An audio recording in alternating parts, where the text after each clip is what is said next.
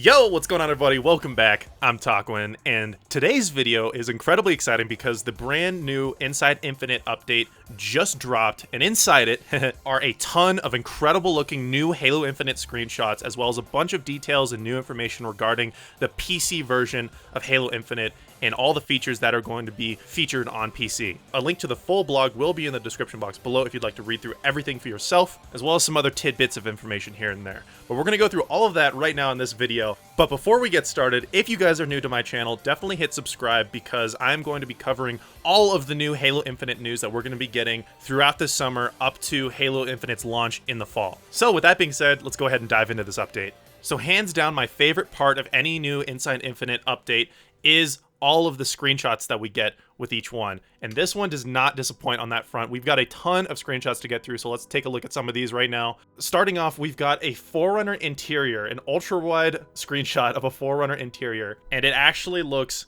incredible. You've got a haunting glow coming from below and a really nice mix of like Bungie era Forerunner architecture and sort of 343 era like blended together in this really cohesive art style for the Forerunner interiors, and I'm really loving how this is looking like right now. The main theme of this blog post is all the features that we're going to be seeing on Halo Infinite PC. So we'll get to all of those, but just to preface it, ultra-wide support for 21:9 and 32:9 and beyond monitor setups are supported, so a lot of these screenshots are going to be represented in multiple aspect ratios to just show off how wide you can actually get the game while you're playing it. So if we take a look at the next Forerunner interior shot, it is even more gorgeous than the last one.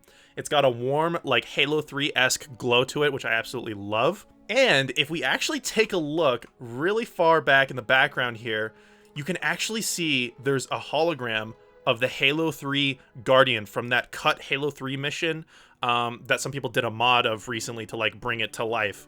But if you think back to the Halo 3 map Epitaph, you can see this exact same hologram on that map. Now, I'm not like a Halo like lore god or anything like that, but I think that this is how the Guardians were intended to look back in like the Bungie era games before, you know, whatever mission that was cut from the game. We take a gander around the image. We've got it looks like a banished kind of like decked out jackal over here. It could not be banished as well, I'm not sure, but this jackal's got some fresh kicks going on. It's got little pieces of toe armor so that it doesn't, you know, stub its toe and really hurt itself. That's pretty essential. An orange jackal shield. You got the plasma pistol right there. Overall, this guy's looking really fresh. Got to really hand it to his wardrobe there. Anyway, we've got just a standard Halo Infinite brute. It looks like from this screenshot, if we zoom in really far, that this man actually might be rocking a bit of a beard, which would be a pretty substantial update from a lot of the brutes that we saw in the former gameplay reveal. We love brutes with facial hair around here. We love them. On top of that, we got sort of an updated look for the assault rifle. You can see the screen on here has been updated since we last saw it. It's looking pretty good. Also, it's the Halo Reach based assault rifle model, which we knew for a while, but I just gotta say that I love that. I think Halo Reach weapons look incredible, and I'm loving how this is looking. And all the way on the right, we've got like this grunt that appears to have a plasma grenade just kind of chilling on his back. Not really sure what that's about. His backpack looks fairly substantial too. Hopefully his spine is doing all right through all that walking that he must be doing. So yeah, overall, lots of cool stuff in this Forerunner interior, and it looks absolutely incredible. If you asked me to picture like the perfect Halo Forerunner interior, this is probably along the lines of what I would come up with in my head. So very happy with how this is looking. Here are some comparison shots of what it looks like with different FOVs and stuff like that. So you can kind of see like what the game is going to look like based on, you know, if you're at 78 FOV, 120 FOV, and then all the way up to the 21:9, 32:9, and apparently beyond. You can get it wider than 32:9, which is kind of insane. I've never done any gaming on an ultra-wide monitor because I don't have an ultra-wide monitor, but I gotta say, this looks really good. We get another ultra-wide shot of the exterior of the Halo ring of Zeta Halo, which we did get a screenshot, like I believe it was the second to last Inside Infinite, but yeah, we got this Forerunner structure and the exterior, which is looking as incredible as it did a month or two ago. I absolutely adore the weathered look of the Forerunner structures in this game from what we've seen so far. And yeah, this is just an ultra-wide environment screenshot, which is, again, just so sick. I kind of makes me want to get an ultra-wide. Rewinding back to the other picture again, I just wanted to point out that it looks like a lot of the Covenant in this picture are kind of just, you know, regular run-of-the-mill normie Covenant, which is fine. It's fine being a normie, but we're looking for some banished Covenant, you know? And of course, we have yet another gorgeous exterior shot of Zeta Halo. The lighting in this picture is really, really nice. It's really soft. There's like some like mist going on. Looking nice, looking fresh, looking clean. On the right-hand side of this image, you can see we got some bridges, which are essential. If we're gonna be driving around Zeta Halo, we gonna need some bridges. You know, I have to say though, I don't like the fact that there are the hexagonal pillars just kind of sitting there in the middle of the environment. I don't know if this is a hot take or not, but as a whole, I really dislike the aesthetic of the hexagonal pillars. That's just the thing with me, though. Personal preference. I don't like how they look, but I understand they had to go with something to actually like divide up the environment, because having it one contiguous environment would be incredibly hard to do. And this is just an easy, you know, way for them to separate it in a way that makes like lore sense, I guess. But anyway, enough of me complaining about the pillars. Moving on from these screenshots, we're going to talk about all of the meaty, juicy PC features that they detailed within this blog update. And there's a lot of stuff here that makes me incredibly excited. I am going to be maining Halo Infinite on PC. I think I've made that decision for a little while. I was wondering if I was going to do PC or Xbox Series X. And after hearing that cross-play, cross-save are both confirmed, I think I'm definitely going to be maining on PC. Oh yeah, crossplay between PC and console and cross-save is also confirmed. Yeah, that's a thing. So, jumping into all of the PC features here, we've got a lot. Of course, we already talked about it, 32:9 ultra-wide monitor support and beyond. A, quote, buttery and smooth experience on mouse and keyboard, which is great to hear. The experience in the like baby stages of MCC on PC was less than ideal, and it's good to hear that it's going to be buttery and smooth for Halo Infinite. They said they learned a lot from the MCC PC team's experience with the game, so it's good to hear that they've seen a lot of like maybe the mistakes that they made and the amazing improvements that that team has made to MCC, because MCC on PC is incredible now. We've got display settings.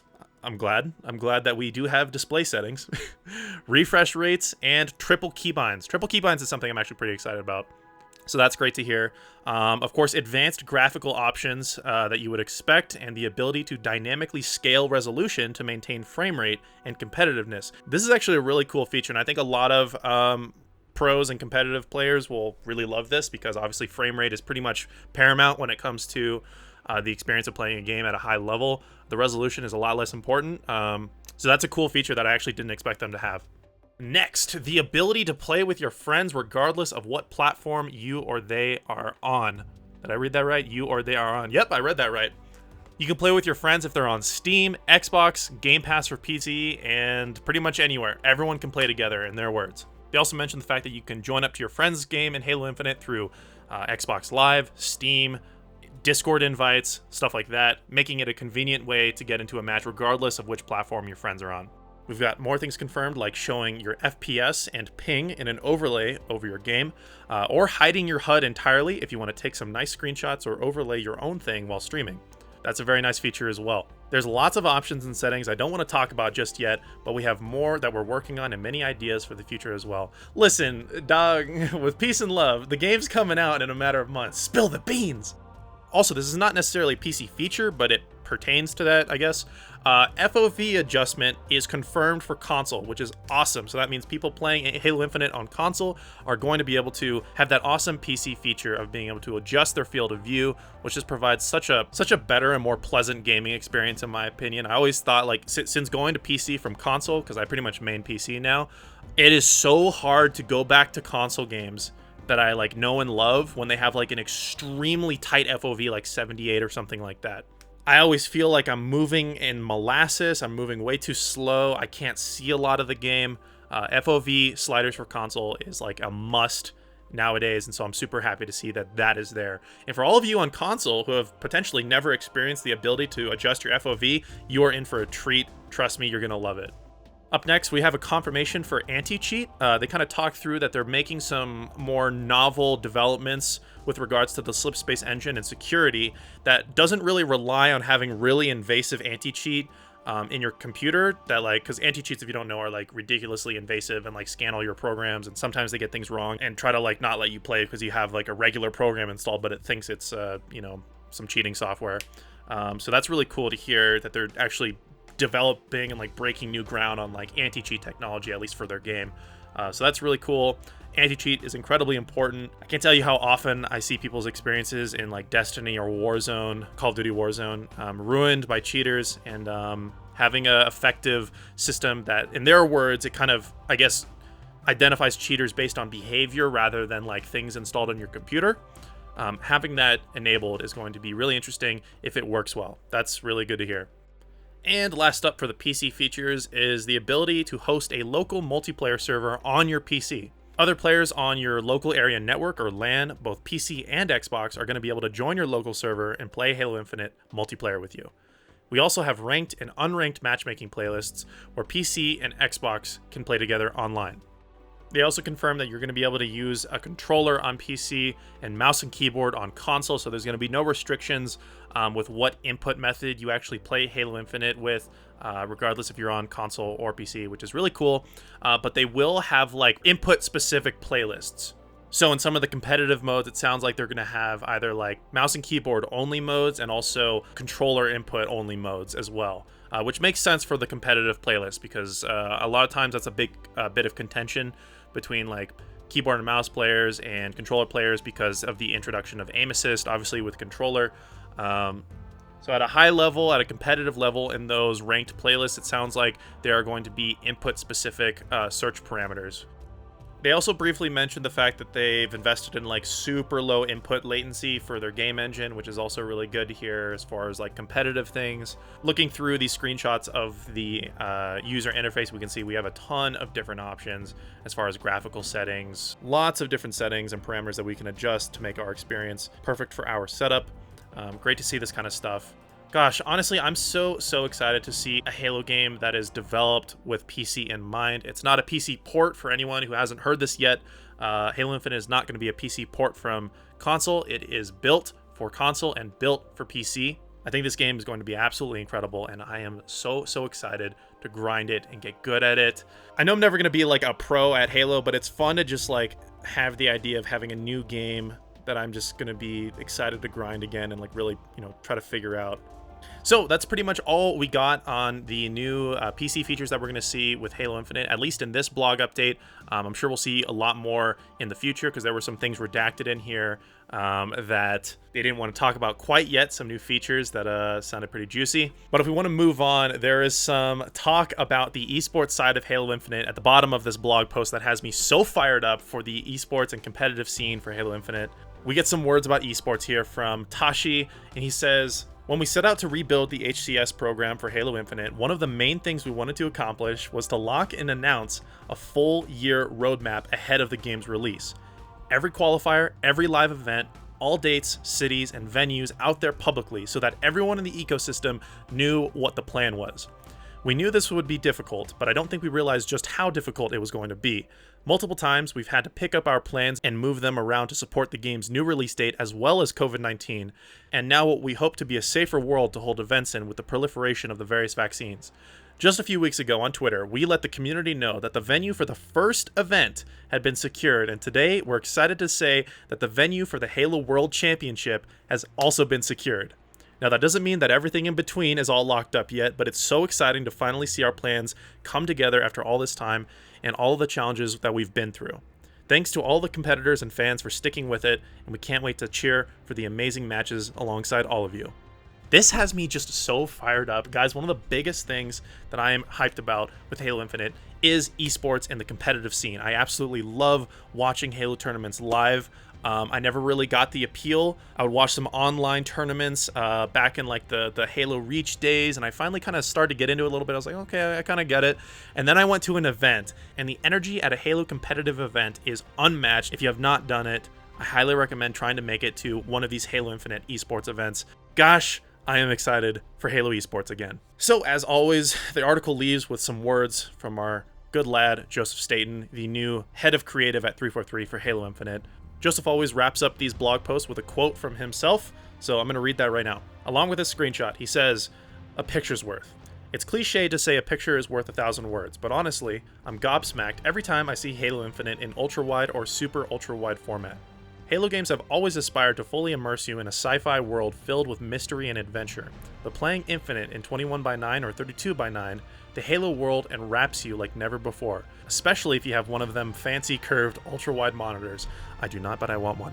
And just wait until you see the game's cinematics in these formats. What I do think bears some additional words aren't what features we're building for PC, but rather who is doing the building. One of the best parts of being the, quote, new guy on Halo Infinite is that I get to meet a whole bunch of people. While Jeff and Mike are too effacing to say this themselves, in my career, they're two of the most talented, dedicated, and humble people I have ever met. They're working exceedingly hard to make the Halo Infinite PC experience as great as it possibly can be. And the good news is, when I look across the whole team, Jeff and Mike aren't alone, not by a long shot. As we head into the shutdown and polish phase of the project, I wish all of you could see the incredible work that I've had the privilege of playing every day. The same intense commitment to making a game that you, Halo's most ardent fans, will love to play exists all across the team. Finally, a brief customer service announcement. While I hope you enjoyed this month's 1,000 word screenshots, we know that game videos are worth at least 10,000 words. And the great news is that summer, i.e. game industry event season, is just around the corner, and there are glorious plans afoot. Stay tuned, Spartans. So, right at the end there, we get the teaser that Halo Infinite gameplay is coming this summer. Of course, we all knew it would because we've got like E3, trade shows, everything that's going on this summer.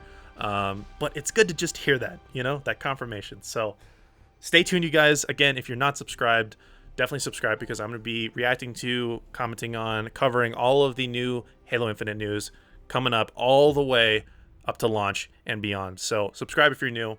As for this blog post, that's going to wrap us up here. If I missed anything, let me know in the comment section below.